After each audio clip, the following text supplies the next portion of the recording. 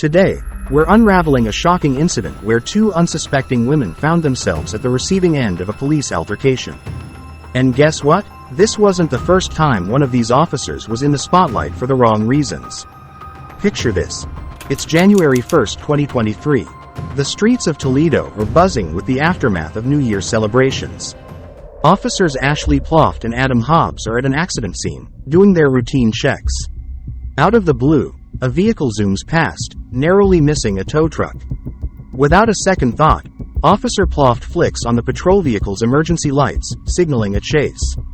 In mere moments, the two officers catch up, and the vehicle, driven by two young women, Callan Smart and Melvina Keith, comes to a halt.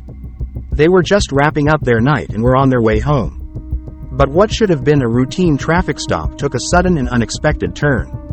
Officer Hobbs, without uttering a word, yanks open the passenger door.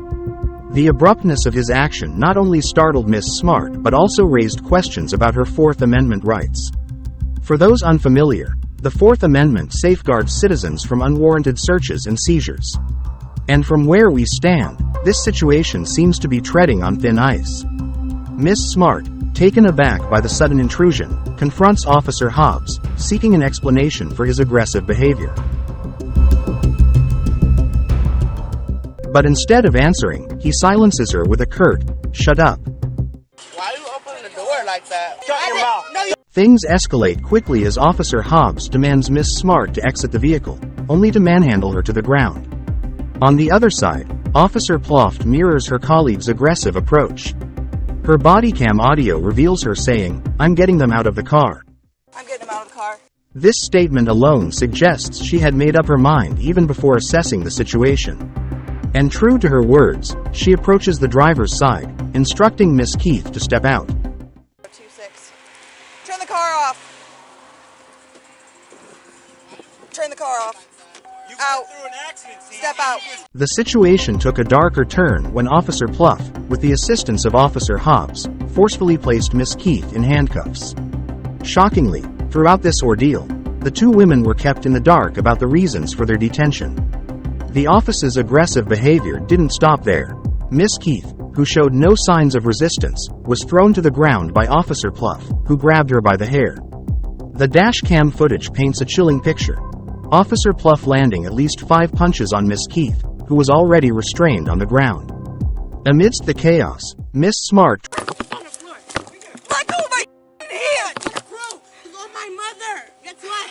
This ain't my fault. tried to voice her concerns, only to be met with more aggression.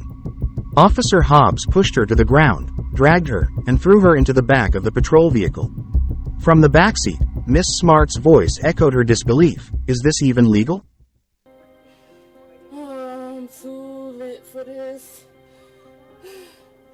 He done bruised my face up, smashed me into the ground. Is this nigga okay? How is he allowed to be working? This shit is crazy. And he just smashed my head against the car. How is he allowed to work? He smashed my head against the car. Outside, Miss Keith faced further accusations. An officer yelled at her, claiming she had almost killed people.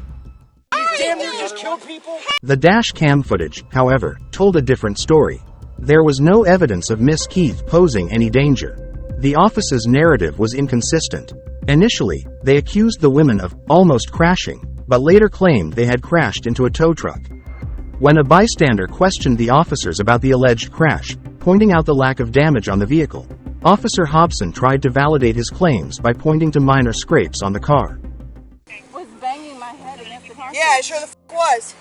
Because you have no other. Because you had my hand. I don't know where my handcuff keys are. Mine's in my right pocket. Hey, Post the most abuse. The ordeal didn't end on the streets. Both women were taken to the Lucas County Corrections Center. There, Officers Hobbs and Pluff were caught on camera, laughing and joking about the incident.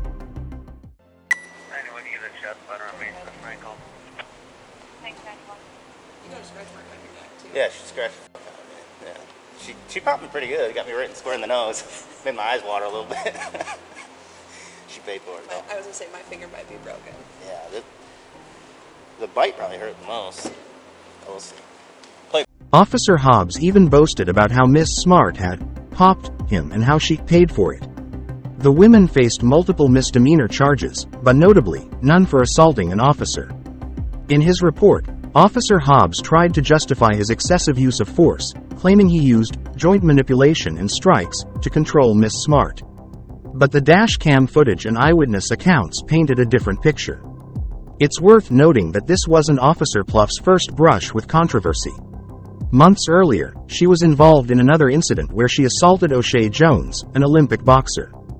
Despite the severity of her actions, she faced no consequences other than a mere reprimand from the Toledo Police Department. However, this time, the department couldn't turn a blind eye. On April 29, 2023, both Officer Pluff and Officer Hobbs were placed under investigation.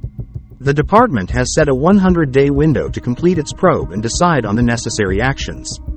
The aftermath of the incident was a whirlwind of emotions, accusations, and demands for justice. The community was in an uproar, and the spotlight was firmly on the Toledo Police Department. The dash cam footage, which had now gone viral, was a testament to the office's excessive use of force and their blatant disregard for the rights of Miss Smart and Miss Keith. As the story spread like wildfire, questions arose about the office's intentions and their previous records. It was revealed that Officer Pluff had a history of aggressive behavior. Just a few months prior to this incident, she had physically assaulted O'Shea Jones, an Olympic boxer. The similarities between the two cases were uncanny. In both instances, Officer Pluff displayed an alarming level of aggression and used excessive force against individuals who posed no threat. Yet, after the incident with Miss Jones, she faced nothing more than a slap on the wrist, a mere reprimand. The community demanded answers. Why was Officer Pluff still on duty after her previous transgressions? Were there other incidents that the public wasn't aware of? The pressure on the Toledo Police Department was mounting. In the midst of the uproar, a bystander's account added another layer to the story. The bystander, who had witnessed the entire ordeal, questioned the office's version of events. According to the officers, the women had crashed into a tow truck. They drove through a crash and crashed into a tow truck. However, the bystander pointed out the obvious. The vehicle showed no signs of a recent crash. When confronted with this discrepancy, Officer Hobson tried to deflect, pointing to minor scrapes on the vehicle. It looked like it. I mean, there's a scrape on the side. There's scrapes on both sides, though, so I don't know. Their case garnered national attention, with legal experts weighing in on the potential implications for police departments across the country. The story of that fateful night and its aftermath became a catalyst for change, not just in Toledo but nationwide. Yet, many questions remained unanswered. Would the officers face the consequences of their actions? Would the promised reforms materialize? And how many more stories like Miss Smart's and Miss Keith's were out there, waiting to be told? The journey for justice was far from over, and the fight for accountability had only just begun.